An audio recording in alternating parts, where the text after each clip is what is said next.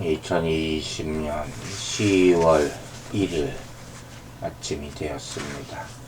오늘 우리가 함께 볼 말씀은 창세기 42장 6절부터 11절까지의 말씀입니다. 창세기 42장 6절 말씀부터 읽겠습니다.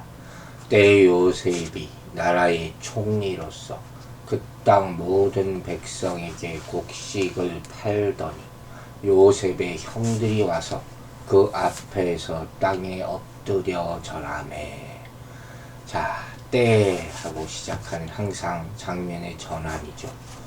이 장면은 요셉과 형들이 20년의 세월이 지난 후에 처음으로 만나는 정말 극적인 장면입니다. 그런데 여기서 요셉과 형들의 위치와 신분 그리고 관계가 어떤지 잘 나타납니다. 요셉은 애굽의 총리가 되고 그의 형들은 그에게 곡식을 사러 간 수많은 사람들 중에 일부에 불과한 것이죠. 과거에 형들은 요셉을 마음대로 할 수 있었어요. 구덩이에 던져넣기도 하고 노예로 팔기도 하고. 그러나 이제는 요셉에게 양식을 구걸할 수밖에 없는 그런 처지가 된 것입니다. 그들은 이걸 아직 모르잖아요. 아무 생각 없이 요셉 앞에 엎드려 절을 하는 모습입니다. 그러나 요셉은 그런 형들을 어떤 마음으로 바라보고 있었을까요? 이 장면은 바로 요셉의 첫 번째 꿈이 가시적으로 성취되는 그런 장면이죠. 아직 다 실현된 것은 아닙니다. 요셉은 그와 같은 내용을 의미하는 꿈을 2번 꿉니다. 꿈을 2번 겹쳐 꾼 것은 실현될 것을 의미하는 것이다 라고 얘기했잖아요. 첫 번째 꿈은 곡식단이 일어서 있고 그의 곡식단이 일어서 있고 형들의 곡식단은 주변에 둘러서서 그의 곡식단을 보고 절하는 것이었어요. 기억해보고 나면 섬찟할 정도죠. 즉 꿈에서 곡식단이 절했던 것처럼 곡식을 사러 온 형들이 요셉에게 절을 함으로써 그의 첫 번째 꿈이 가시적으로 성취되는 그런 장면이죠. 아직 2번째 꿈의 성취는 남아 있습니다. 그의 2번째 꿈은 해와 달과 11별이 그에게 절하는 것이었어요. 이 2번째 꿈이 아직 실현되지 않았다는 것은 앞으로 요셉과 그의 가족들 사이에 전개될 사건과 하나님이 준비하신 장면이 남아있다는 것을 알려줍니다. 더 궁금하게 만들어주는 그런 놀라운 모습이죠. 7절, 8절 보겠습니다. 요셉이 보고 형들인 줄 아나 모르는 채 하고 엄한 소리로 그들에게 말하여 이르되 너희가 어디서 왔느냐. 그들이 이르되 곡물을 사려고 가나안에서 왔나이다. 요셉은 그의 형들을 알아보았으나 그들은 요셉을 알아보지 못하더라. 참 이때 요셉의 심정이 어땠을까. 참 기가 막혔을 거예요. 요셉은 그의 형들을 즉각 알아봅니다. 형들은 요셉을 알아보지 못했다. 여러분, 우리는 하나님의 말씀을 기억하며 신뢰해야 됩니다. 저는 이 말씀이 도움이 비록 더디게 이루어질지라도. 그죠? 하나님의 말씀은 헛되이 되돌아가는 법이 없어요. 반드시 그대로 성취됩니다. 여러분은 어떤 것을 통해서 말씀에 의지하도록 도전을 받습니까? 세상에는 우리 삶을 걸어도 될 만큼 믿을 만한 것도 있고, 그래서는 안 되는 불안한 것들도 있어요. 반드시 성취되는 하나님의 말씀에 여러분의 삶을 의지하시기 바랍니다. 자, 다시 요셉에게 돌아가서 요셉은 어떻게 행동합니까? 요셉은 모르는 채 하고 엄한 소리로 그에게 말했다.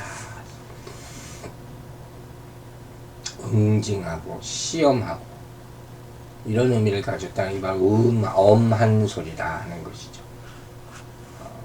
요셉의 입장에서는 자신의 모든 삶이 하나님의 계획과 인도하심 속에 있었다는 것을 인정한다고 해도 사실 형들에 대한 감정은 쉽게 해소되지는 않는 것 아닙니까? 만약 우리가 이랬다면 분부터 났을 거죠. 놀라기도 했겠지만.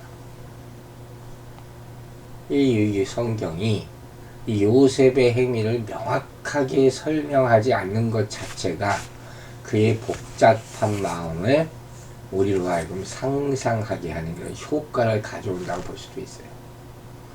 그죠? 다양한 의견이 여기 막 나오거든요. 사람마다. 그의 마음 상태를 대변해 주는 거죠. 그는 형을 응징할 수도 있고, 또 시험하고, 교훈 주고, 벌할 수도 있고, 그런 위치에 있잖아요. 그런데 이후에 이루어지는 일들을 보면 요셉은 형들을 미워하지 않았어요. 오히려 그들의 잘못을 깨우쳐주고 화해를 시도하려 하는 것을 볼 수가 있습니다. 나중에 50장을 보면 죽은 후에 두려움에 떨고 있는 형 야곱이 죽은 후에 두려움에 떨고 있는 형들에게 요셉이 했던 말과 행동이 다 나타나 있는 것을 볼 수가 있어요. 어쨌든 이 장면은 역전이죠. 모든 상황이 역전이 된 거죠. 요셉을 죽이려던 형들에게는 죽임의 위기가 닥치고 희생자였던 요셉에게는 강력한 권력이 주어져 있습니다. 이렇게 바꾸신 분은 누구십니까? 바로 하나님이십니다. 주권자 하나님의 능력이 요셉의 삶에 그대로 나타나게 된 것입니다. 그런데 이때 요셉은 감정적으로 행하지 않죠. 죽여도 그만이에요. 하나님의 뜻을 찾기 위해서 고민하고 신중하게 행동하는 것도 볼 수 있습니다. 여러분, 하나님이 은혜로 주신 것을 개인적인 한풀이나 야망을 실현하는 수단으로 사용해서는 안 되는 것이죠. 요셉도 갈등이 됐을 거예요. 순간이라도. 하지만 그는 과거를 잊은 사람이에요. 이 상황 가운데 하나님의 뜻이 나타나기를 원하는 그런 사람이 된 거죠. 즉, 상황에 대한 주도권은 이제 요셉이 가지고 있지만 중요한 것은 자신의 뜻이 아니라 하나님이 원하시는 것을 하겠다 하는 그런 결정인 거죠. 9절 보겠습니다. 요셉이 그들에게 대하여 꿈을 생각하고 그들에게 이르되 너희는 정탐꾼들이라 이 나라의 틈을 엿보려고 왔느니라. 요셉이 이 형제들을 좀 위협하네요. 예전에 꿈을 생각을 분명히 했을 것입니다. 37장에 나오는 꿈. 당시 그는 그 꿈이 확실히 성취될 것이라고 믿고 형제들에게 얘기했을 거예요. 어리석던 순진하던 간에. 그래서 그로 말미암아 형제들의 미움을 받게 됐죠. 급기야 애굽의 종으로 팔리게 되지 않았습니까? 근데 이것이 오히려 이제 보니 요셉의 꿈을 성취시키는 계기가 된 것이라는 거예요. 꾼 꿈을 생각하고 그들에게 이뤘다. 기억을 되살렸다는 것이죠. 이 형제들을 보면서 한순간에 모든 일이 생각났겠죠. 그리고 중요한 것이 뭡니까? 하나님의 섭리를 깨닫게 된 것이죠. 요셉이 첫 번째 아들의 이름을 므낫세라고 지었잖아요. 하나님이 내게 모든 고난과 네 아버지의 온 집을 잊어버리게 하셨다. 이렇게 졌어요.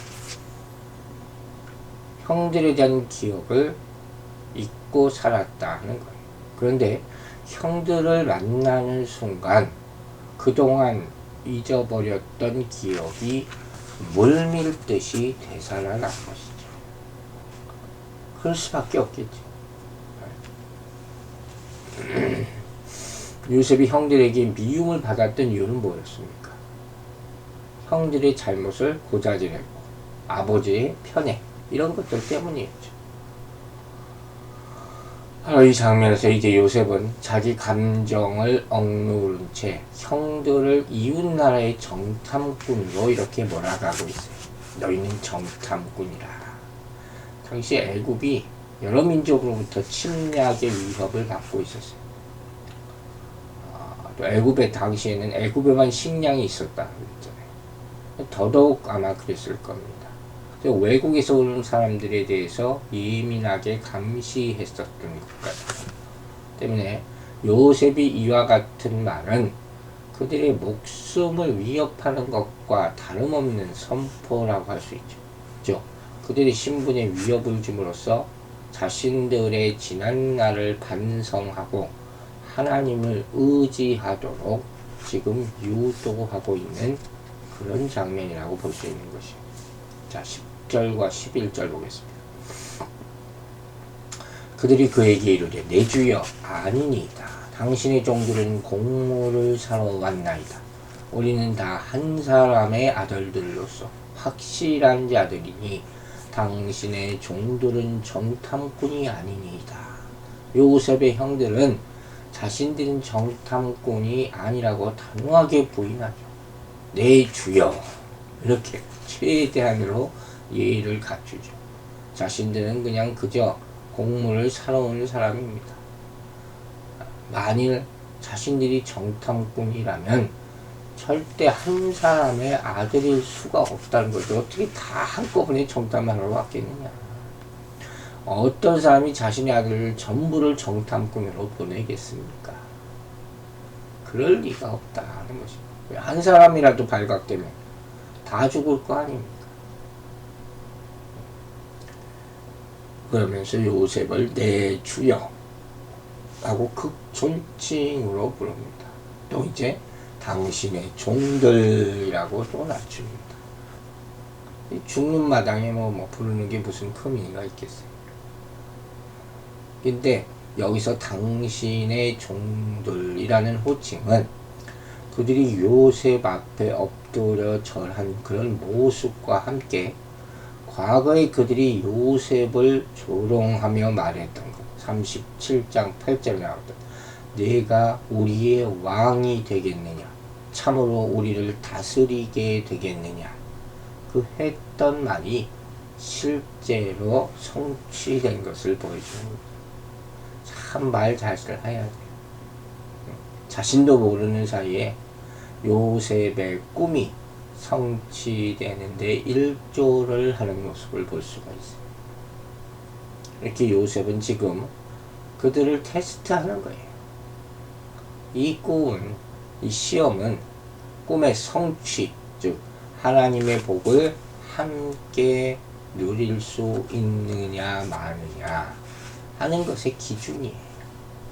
여러분, 하나님 나라는 하나님의 기준을 통과한 사람만 들어갈 수 있어요.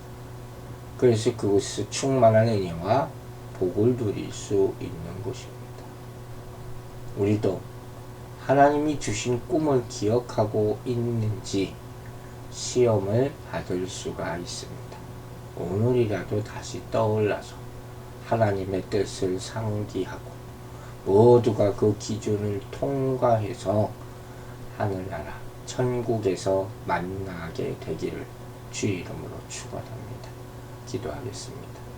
아버지 하나님, 요셉의 인생 역전의 장면을 봅니다. 하나님은 그렇게 하실 수 있는 분임을 믿습니다. 하나님이 우리에게 주신 말씀을 항상 상고하고 기억하고 그 뜻과 꿈 안에서 우리가 있을 때 하나님은 우리를 지켜 보호하여 주시고 일으켜 세워주시고 하나님의 사람으로 크게 사용하게 하여 주실 줄로 믿습니다. 10월달이 시작되었습니다. 우리 성도들 건강 다 지켜주시고 어려운 가운데도 말씀을 더 간절히 붙잡고 기도함으로 말미암아 평안하고 복된 한 달이 될 수 있도록 축복하여 주시옵소서. 감사드리며 예수 그리스도의 이름으로 기도했습니다. 아멘.